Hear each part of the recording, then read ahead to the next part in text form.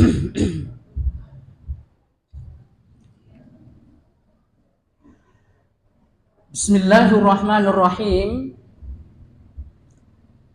Assalamualaikum warahmatullahi wabarakatuh.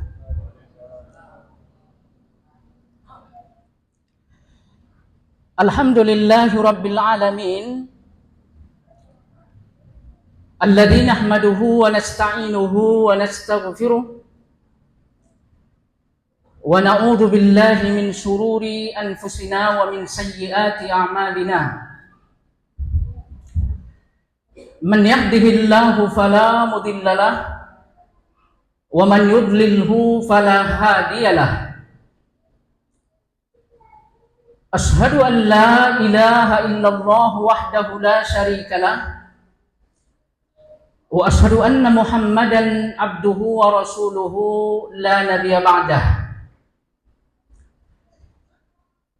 Qala Allahu tabaraka wa ta'ala fi kitabil karim, a'udzu billahi minasy syaithanir rajim. Ya ayyuhalladzina amanu taqullaha haqqa tuqatih wa la tamutunna illa wa antum muslimun. Hadirin, bapak-bapak dan ibu-ibu, semoga saja Allah Subhanahu wa ta'ala senantiasa memberkahi kita semua. Pertama sekali, mari sama-sama kita panjatkan puji dan syukur atas karunia dan nikmat yang senantiasa diberikan oleh Allah Subhanahu wa ta'ala kepada kita. Terkhusus pada kesempatan yang sangat berbahagia ini, Allah kembali mengizinkan kita untuk dapat menghirup udara segar di 10 hari terakhir dari bulan Ramadan ini.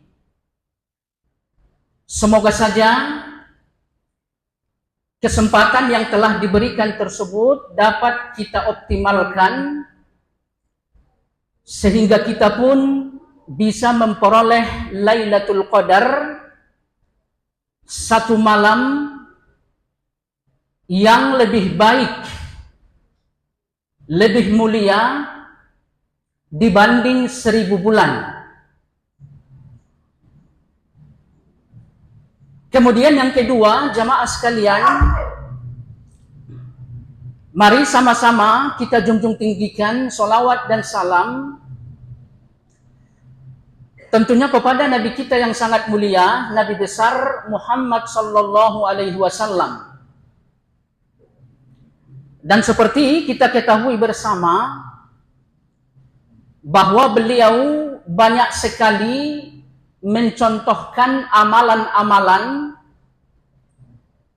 yang bisa diupayakan di 10 terakhir bulan Ramadan. Maka kita mesti senantiasa meminta pertolongan, meminta ma'unah kepada Allah Subhanahu wa ta'ala agar sunnah-sunnah yang telah dicontohkan oleh Nabi kita tersebut dapat juga kita amalkan. Karena sesungguhnya hal yang demikian dicontohkan oleh Nabi kepada kita, tidak ada tujuan yang lain terkecuali Nabi berharap agar kita semua mendapatkan kebaikan. Nabi berharap agar kita semua dapat berkumpul bersamanya nanti di dalam surga. Jamaah sekalian, bapak-bapak dan ibu-ibu, semoga saja Allah memberkahi kita semua. Pembicaraan tentang keagungan dan keutamaan Lailatul Qadar sebetulnya telah banyak didiskusikan oleh ulama-ulama kita. Bahkan mereka pun banyak sekali menulis buku terkait tema tersebut. Maka dari itu jamaah sekalian, di kesempatan yang sangat mulia ini pun, insya Allah kita akan berkonsentrasi terhadap sebuah buku, terhadap sebuah risalah yang berjudul Azamul Ajar fi Fadlil Layalil Asar. Besarnya pahala yang menjadi fadilah dari 10 terakhir malam Ramadan. Nah, jemaah sekalian, pada dasarnya risalah atau buku kecil ini mempunyai 5 pokok pembahasan. Akan tetapi rasa-rasanya kita cukupkan hanya 2 pembahasan aja. Semoga dengan pembahasan singkat ini nantinya kita mendapatkan hazanah ilmiah, mendapatkan ilmu yang bermanfaat untuk dunia kita dan terkhusus untuk kehidupan akhirat nanti. Nah, jemaah sekalian, pembahasan pertama yang ingin disampaikan yaitu persoalan-persoalan yang terkait dengan fadailu Lailatul Qadar. Keutamaan dan keagungan malam Lailatul Qadar. Hadirin jemaah sekalian, bapak-bapak dan ibu-ibu, semoga Allah memberkahi kita semua. Tentunya masing-masing dari kita telah banyak mendengar bahwa 10 terakhir dari Ramadan adalah waktu yang sangat mulia. 10 terakhir dari bulan Ramadan adalah merupakan malam-malam puncak untuk Ramadan itu sendiri. Nah, kenapa demikian? Sesungguhnya disebabkan karena di 10 terakhir Ramadan tersebut terkandung fadilah-fadilah yang sangat besar. Di 10 terakhir Ramadan tersebut terdapat keberkahan yang sangat luas. Nah, jemaah sekalian, apa saja yang termasuk hal yang menjadi keutamaan dari 10 terakhir Ramadan? Yang pertama, jemaah sekalian, fadilah dan keutamaan 10 terakhir Ramadan sesungguhnya merujuk kepada nama Lailatul Qadar itu sendiri. Jadi malam yang paling mulia di hari-hari 10 terakhir Ramadan, ada satu malam yang bernama Lailatul Qadar. Nah, kemuliaan malam ini ya dikatakan oleh ulama-ulama kita berdasarkan tinjauan terhadap namanya sendiri. Artinya di dalam bahasa Arab, Al-Qadar artinya terdapat 3 macam. Yang pertama, jamaah sekalian, Al-Qadar diartikan dengan miqdarus syai'i wahalatihi, ukuran atau ketetapan terhadap keadaan sesuatu. Nah, jemaah sekalian yang saya muliakan, dari makna yang pertama untuk Lailatul Qadar inilah ulama-ulama kita menyimpulkan bahwa fadilah yang terkandung di dalam Lailatul Qadar itu, bahwa Allah Subhanahu wa Ta'ala menetapkan takdir atas segala sesuatunya, yaitu pada malam Lailatul Qadar. Jamaah sekalian, bapak-bapak dan ibu-ibu, semoga Allah memberkahi kita semua. Seperti kita ketahui bahwa takdir manusia dan makhluk-makhluk yang lain telah ditetapkan oleh Allah Subhanahu wa Ta'ala 50.000 tahun sebelum langit dan bumi diciptakan. Di mana Allah Subhanahu wa Ta'ala pada saat itu, kata Nabi, telah menciptakan qalam. Lalu kemudian Nabi kita Shallallahu Alaihi Wasallam pun memerintahkan kepada qalam agar ia menulis takdir segala sesuatu yang bakal ada di langit dan di bumi. Nah, ini ketetapan takdir inilah yang disampaikan oleh Nabi di dalam hadis yang diriwayatkan oleh Imam At-Tabrani dari sahabat Ibnu Abbas. Kemudian selanjutnya jamaah sekalian yang saya muliakan, ketetapan takdir makhluk ciptaan Allah Subhanahu wa Ta'ala, terkhusus kita sebagai umat manusia, kembali diperbaharui oleh Allah Subhanahu wa Ta'ala saat umat manusia itu berada di rahim ibunya. Nah, ini seperti dijelaskan di dalam hadis yang diriwayatkan oleh Imam Al-Bukhari dan juga Imam Muslim dari sahabat Ibnu Mas'ud, bahwa janin ketika berada di rahim ibunya, Allah Subhanahu wa Ta'ala mengirimkan malaikat untuk mencatat 4 hal. Nah, keempat hal tersebut adalah hal-hal yang berkaitan dengan takdir. Kemudian selanjutnya jemaah sekalian yang saya muliakan, ternyata tinjauan terhadap takdir terkhusus kita sebagai umat manusia tidak berhenti sampai di situ. Allah Subhanahu wa Ta'ala akan melakukan tinjauan ulang terhadap takdir umat manusia untuk skala tahunan. Nah, ini kapan kejadiannya? Nah, inilah yang disebutkan oleh ulama-ulama kita, sesungguhnya hal ini terjadi di malam Lailatul Qadar. Jemaah sekalian, di dalam Al-Quran Allah Subhanahu wa Ta'ala mengatakan, fiha yufraku kullu amrin hakim.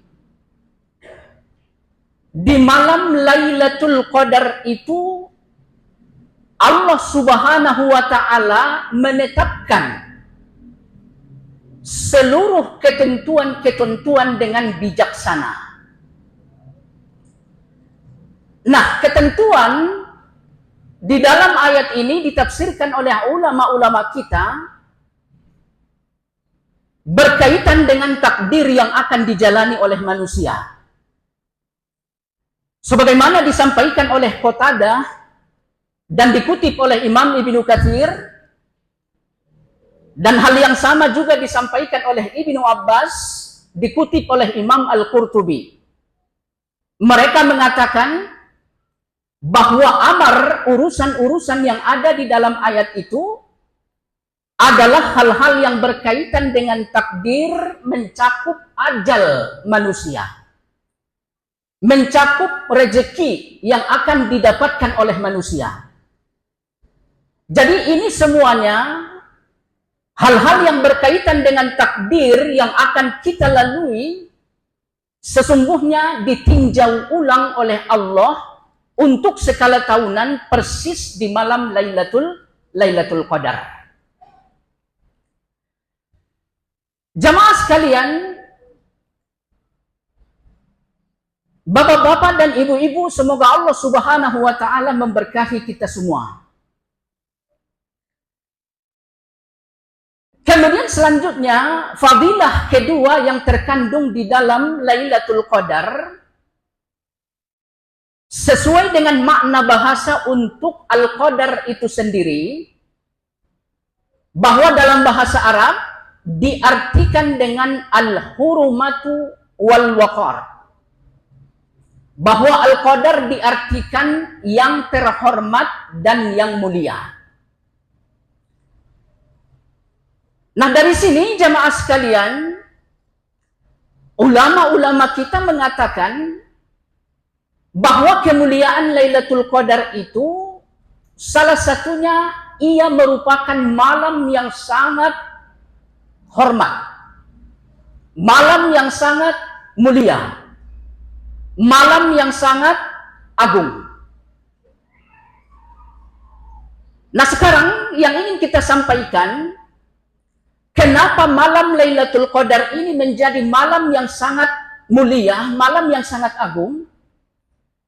Sesungguhnya disebabkan karena malam Lailatul Qadar itu lebih baik daripada seribu bulan. Ini yang ditegaskan oleh Allah Subhanahu wa taala di dalam Al-Qur'an, Lailatul Qadri khairun min alfi syahr. Lailatul Qadar, malam Lailatul Qadar kata Allah Subhanahu wa taala lebih baik, lebih mulia, lebih hormat dibanding 1000 bulan. Nah, jemaah sekalian, kalau misalkan 1000 bulan ini kita hitung dengan tahun, kira-kira berapa tahun, Pak? Sekitar 83,5 tahun gitu ya. 83,5 tahun. Nah, kalau misalkan 1000 bulan ini kita konversikan dengan hari, kira-kira berapa hari nih, Pak? Jadi maksimal bulan Hijriyah ya Pak ya, 30 hari. Jadi kalau bulan Masehi itu ya bisa 31 hari Pak. Jadi kalau bulan Hijriyah itu maksimal 30 hari. Kalau misalkan 1000 bulan dikali 30 hari untuk satu bulannya jadi berapa hari Pak? Kira-kira berapa hari? Sekitar 30.000 hari. Jadi bisa dibayangkan jamaah sekalian bagaimana mulianya, bagaimana agungnya malam Lailatul Qadar tersebut. Jamaah sekalian yang saya muliakan, kemudian selanjutnya kemuliaan Lailatul Qadar yang ketiga sesungguhnya ditetapkan berdasarkan arti dari Lailatul Qadar itu sendiri. Nah, sekarang apa makna Al-Qadar yang ketiga? Nah, makna Al-Qadar yang ketiga dalam bahasa Arab diartikan dengan ad-dayyiq. Apa yang dimaksud dengan ad-dayyiq? Kalau kita bahasa Indonesiakan artinya sempit.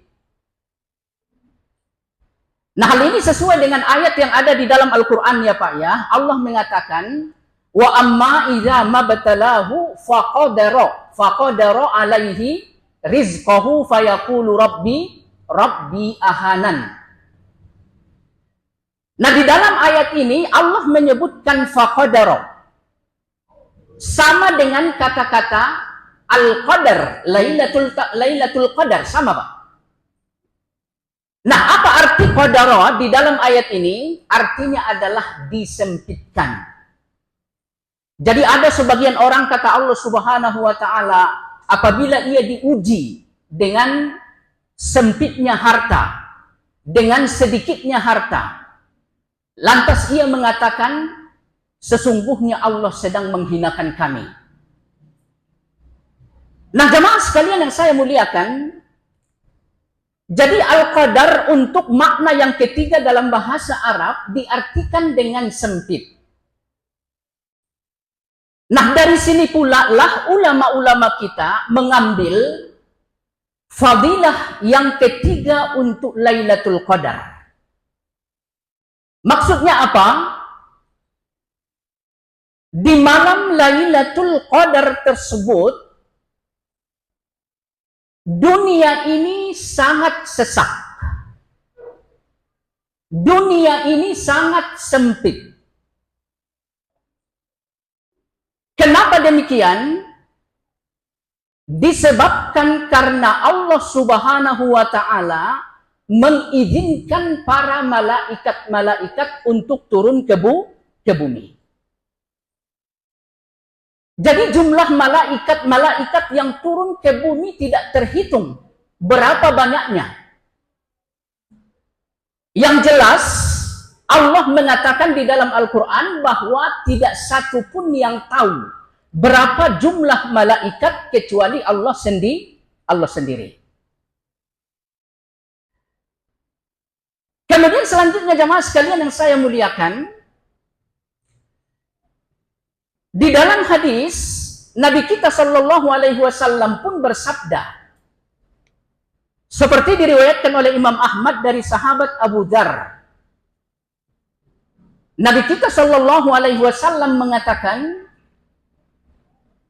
Inni ara ma la taraun. Sesungguhnya aku dapat melihat sesuatu yang tidak bisa kalian lihat. Wa asma'u ma la tasma'un. Dan saya juga dapat mendengar sesuatu yang tidak bisa kalian dengar. Apa yang disampaikan oleh Nabi kita Shallallahu Alaihi Wasallam berikutnya, kata Nabi, Attat as-sama. Nabi kita mendengar langit itu bersuara seperti menanggung beban yang sangat berat.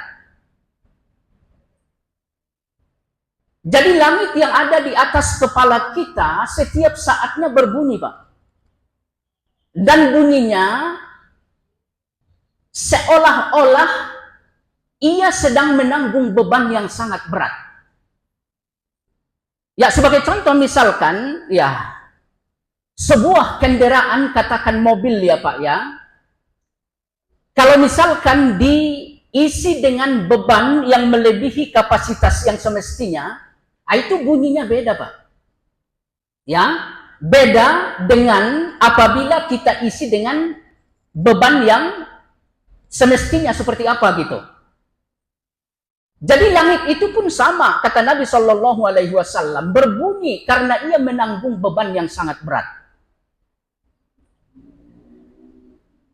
Kemudian kata Nabi Shallallahu Alaihi Wasallam, wa haqqo 'alaiha anta itta. Dan memang pantaslah langit itu bersuara seperti menanggung beban yang sangat berat, kata Nabi. Kenapa? Nabi kita menjelaskan, ma fiha maudi'a arba'i asabi'a illa alaihi malakun sajid. Disebabkan tidak satu jengkal pun dari langit itu, kata Nabi, terkecuali di situ terdapat malaikat yang sedang bersujud kepada Allah Subhanahu wa Ta'ala. Jadi setiap satu jengkalnya dari langit itu terdapat malaikat yang sedang sujud kepada Allah Subhanahu wa Ta'ala. Jadi bisa dibayangkan bagaimana banyaknya malaikat-malaikat Allah Subhanahu wa Ta'ala. Jamaah sekalian yang saya muliakan, kondisi bumi ini sekalipun kata orang-orang udah sesak gitu Pak ya, sesungguhnya masih jauh apabila dibandingkan dengan keadaan langit. Artinya, manusia di bumi ini masih punya ruang gerak yang cukup luas. Adapun malaikat tidak. Nah, jamaah sekalian yang saya muliakan, malaikat-malaikat yang demikian banyaknya, nah ini diizinkan oleh Allah Subhanahu wa Ta'ala untuk turun ke bumi. Yaitu pada saat malam Lailatul Qadar. Jadi bumi ini sesak. Ya, dengan turunnya malaikat-malaikat atas izin dari Allah Subhanahu wa taala. Kemudian selanjutnya jemaah sekalian yang saya muliakan, turunnya malaikat-malaikat tersebut ke bumi ini atas izin dari Allah. Nah, perlu kita ketahui bahasa yang digunakan oleh Allah ketika ia memerintahkan malaikat turun di malam Lailatul Qadar ke bumi adalah izin. Nah, lagi-lagi dalam bahasa Arab ya Pak ya, izin itu artinya perintah yang disenangi oleh yang mendapatkan perintah. Jadi di dalam Al-Quran, wahyu atau perintah Allah Subhanahu wa taala Pak ya, disampaikan dengan dua pola kata. Yang pertama, auha ila.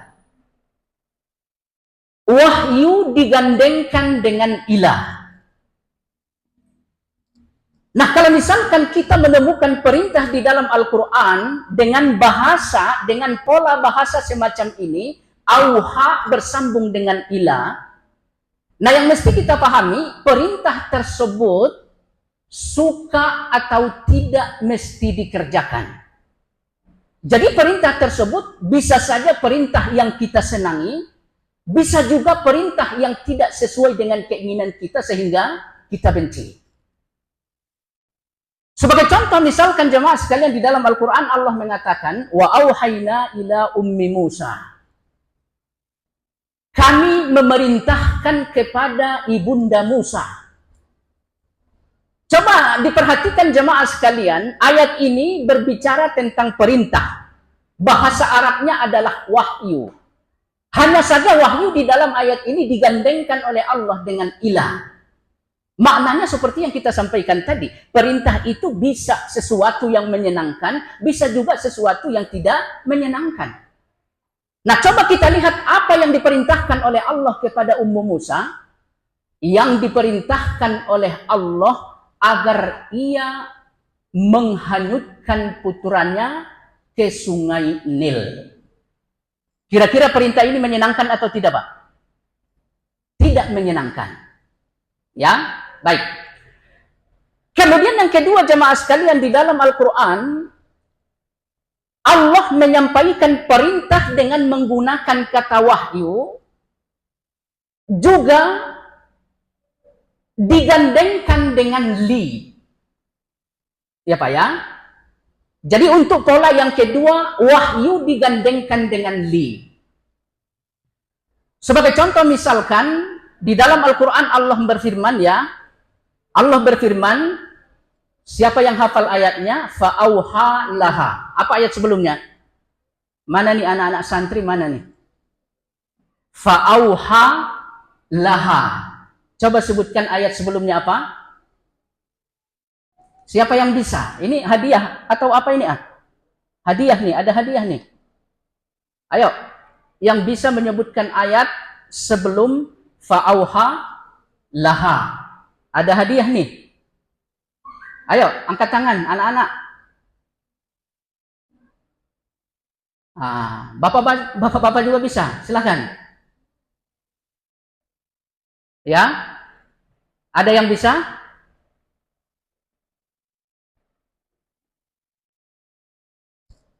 Jadi Allah Subhanahu wa ta'ala memerintahkan laha kepada bumi. Ya, Allah Subhanahu wa ta'ala memerintahkan kepada bumi. Apa yang diperintahkan oleh Allah Subhanahu wa ta'ala kepada bumi? Ya, termasuk berguncang. Nah, kembali ke sini jamaah sekalian, perintah terhadap bumi yang disampaikan oleh Allah di dalam ayat tadi, kata-kata wahyu bersambung dengan li. Apa maknanya? Nah, ini disampaikan oleh ulama-ulama kita, maknanya al-idin. Apa yang disebut dengan al-idin tadi? Perintah yang disenangi oleh yang mendapatkan perintah. Jadi bumi diperintahkan oleh Allah untuk berguncang. Sesungguhnya bumi senang menerima perintah itu. Kenapa demikian? Karena bumi ya gregetan Pak. Marah melihat umat manusia yang sedang bermaksiat di atasnya. Bumi itu kesal melihat umat manusia yang melakukan kedurhakaan kepada Allah di atasnya. Nah, jemaah sekalian yang saya muliakan, demikian juga malaikat-malaikat yang diturunkan oleh Allah di malam Lailatul Qadar. Mereka diperintahkan oleh Allah untuk turun dengan menggunakan bahasa idin. Artinya apa? Malaikat turun ke bumi sesungguhnya dalam keadaan senang. Kenapa demikian? Disebabkan karena malaikat-malaikat tersebut jatuh cinta terhadap orang-orang yang namanya sering disebut oleh Allah Subhanahu wa taala di langit. Jadi kalau misalkan nama Bapak populer di langit, nama Bapak viral di langit, ini malaikat-malaikat akan merindukan yang punya nama tersebut. Malaikat-malaikat akan mengidolakan yang punya nama tersebut. Malaikat-malaikat akan jatuh cinta terhadap yang memiliki nama tersebut. Nah, dalam keadaan rindu, jatuh cinta, senang terhadap yang punya nama yang sering disebutkan oleh Allah di langit, tiba-tiba di malam Lailatul Qadar mereka diizinkan untuk bertemu dengan yang punya nama. Makanya mereka senang, Pak. Ya, makanya mereka senang.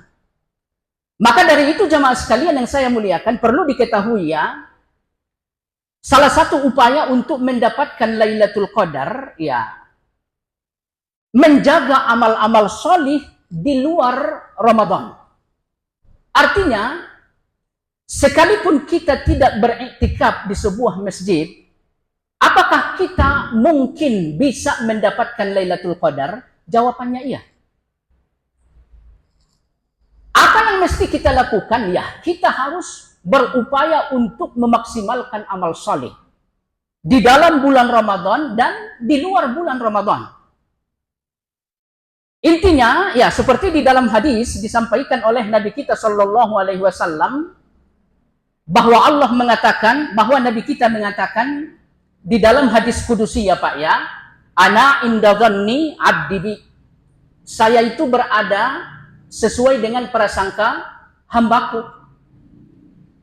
Kemudian di bagian akhir hadis itu Nabi kita mengatakan, barang siapa, ini hadis kursi Pak ya, barang siapa yang mengingatku fi malain, dalam sebuah komunitas, zakartuhu, kata Allah, aku akan mengingatnya dan menyebutnya di komunitas yang paling baik, yaitu di tengah-tengah para malaikat.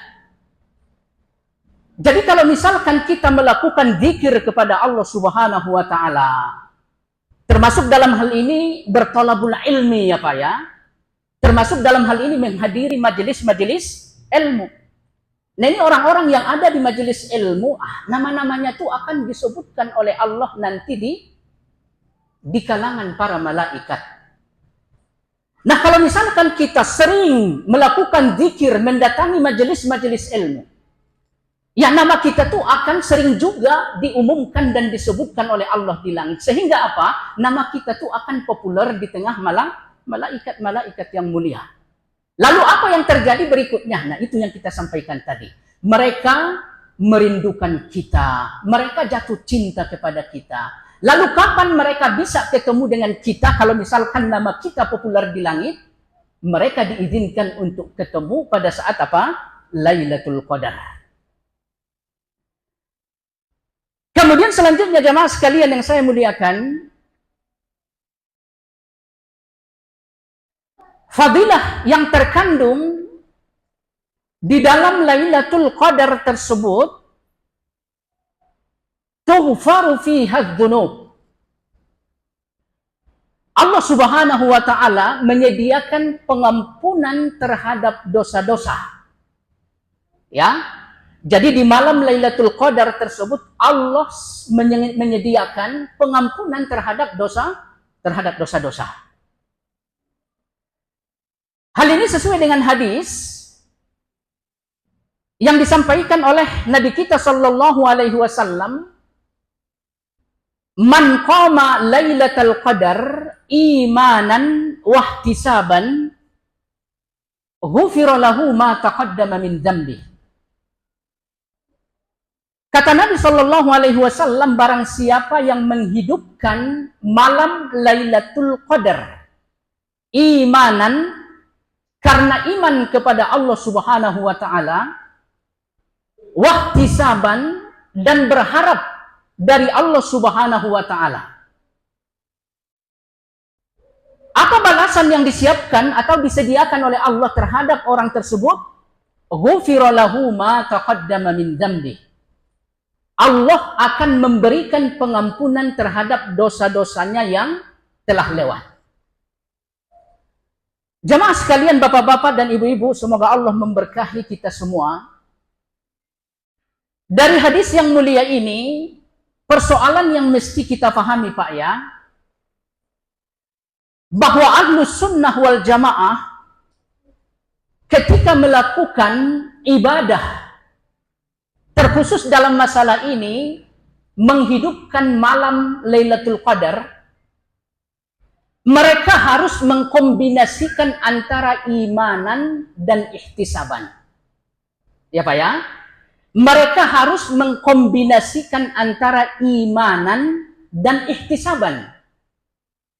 Artinya, saat kita beribadah kepada Allah Subhanahu wa taala, kita harus betul-betul melakukan ibadah itu atas dasar iman, atas dasar cinta kepada Allah Subhanahu wa taala. Kemudian apakah cukup hanya sebatas dorongan cinta aja? Berdasarkan hadis ini tidak. Kita juga pada saat melakukan ibadah kepada Allah mesti disertai dengan harapan.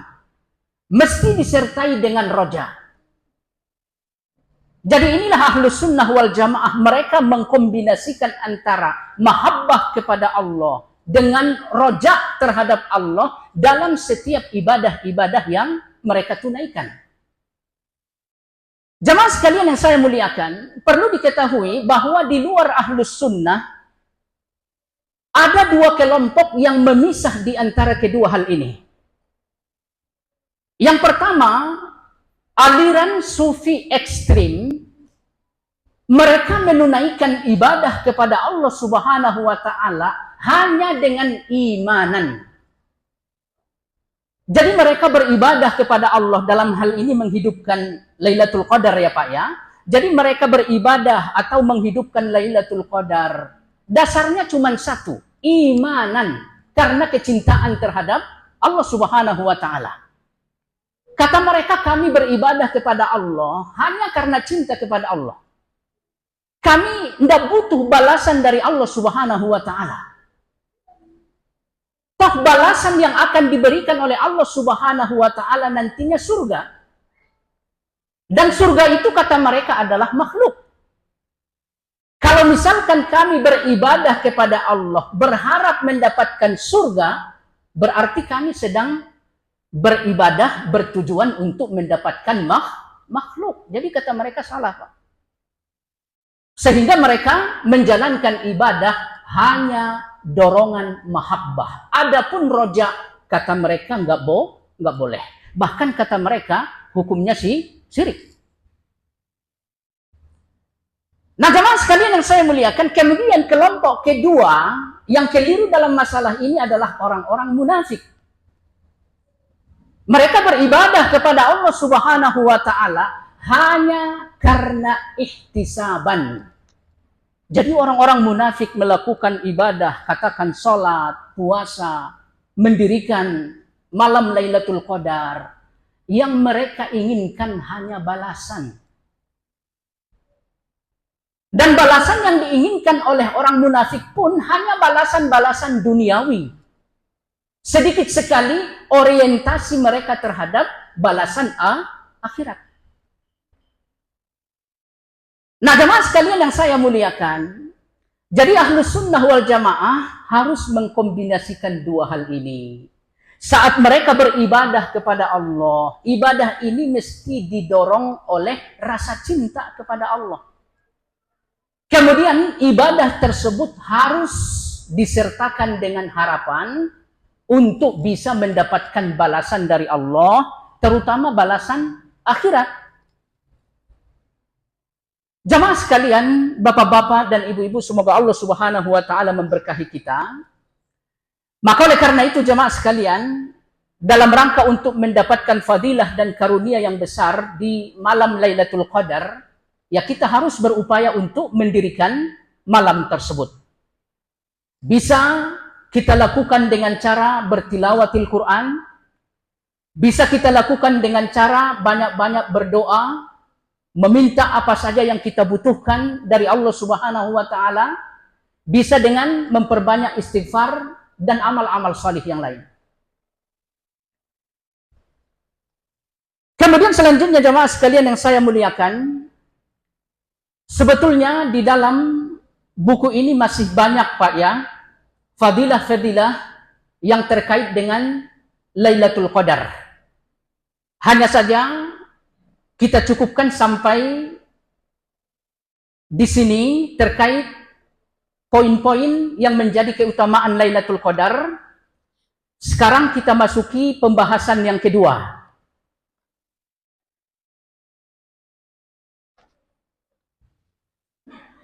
Untuk pembahasan kedua yang ingin disampaikan, ma yuqalu fi Lailatul Qadar minad du'ail ma'thur. Apa yang mesti kita ucapkan atau kita zikirkan apabila kita merasa kalau suatu malam adalah malam Lailatul Qadar. Seperti disampaikan di dalam hadis, diriwayatkan oleh Imam At-Tirmidzi dari Ummul Mukminin Aisyah radhiyallahu anha. Beliau berkata kepada Nabi kita sallallahu alaihi wasallam, "Ya Rasulullah, wahai Rasulullah, ara'aita in alimtu ayyu lailatul qadar." Seandainya aku merasa bahwa suatu malam adalah malam Lailatul Qadar, ma aqulu fiha, apa yang mesti saya bacakan, apa yang mesti saya ucapkan pada malam tersebut? Qala, kemudian Nabi kita sallallahu alaihi wasallam menjawab, quli, wahai Aisyah, katakanlah atau bacakanlah, Allahumma innaka afuwun tuhibbul afwa fa'fu anni. Ya Allah, sesungguhnya engkau maha pemaaf. Tuhibbul afwa, engkau juga mencintai maaf. Fa'fu anni, maka maafkanlah aku. Jamaah sekalian, berdasarkan apa yang disampaikan oleh Nabi kita, inilah zikir atau doa yang maksur, yang mesti kita perbanyak pada saat kita meyakini kalau suatu malam merupakan Lailatul Qadar. Apa yang mesti kita pahami dari kandungan doa ini? Yang pertama, doa yang maksur, yang sesuai dengan apa yang dibacakan oleh Nabi dan diajarkan kepada Aisyah, ya seperti yang kita sampaikan tadi. Akan tetapi, banyak di antara kaum muslimin yang membacakan doa tersebut akan tetapi ditambahkan dengan Asmaul Husna Karim. Ya Pak ya? Jadi banyak yang membacakan doa ini dari kaum muslimin, mereka mengatakan Allahumma innaka afuwun karim tuhibbul afwa fa'fu anna ya karim.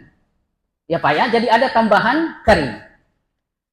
Nah jamaah sekalian, seperti disampaikan oleh Syekh Albani, sesungguhnya yang maksur dari Nabi kita tidak ada tambahan karim. Ya Pak ya, jadi tidak ada tambahan karim. Adanya tambahan karim sesungguhnya ditemukan, kata beliau, di dalam riwayat yang disampaikan oleh Imam At-Tirmidzi. Akan tetapi riwayat ini pun kalau dirujuk ke waktu terdahulu sesungguhnya tidak ada.